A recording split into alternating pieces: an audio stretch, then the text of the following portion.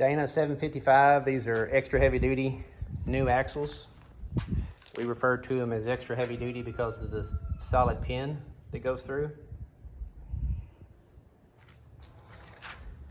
It's a Dana 755 model, made for John Deere 6R, the higher horsepower tractors.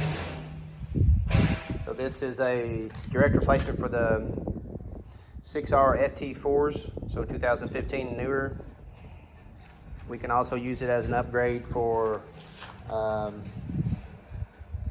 IT4s and 7030s.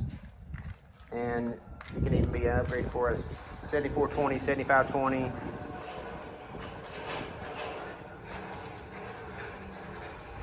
$73.30.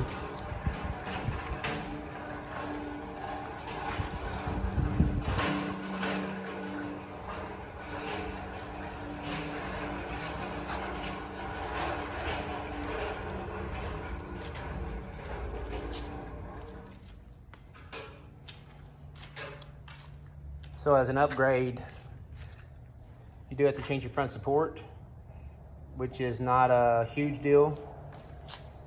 We've got a little method to unbolt your cooling package. You slide this in, slide your other one out, slide this in.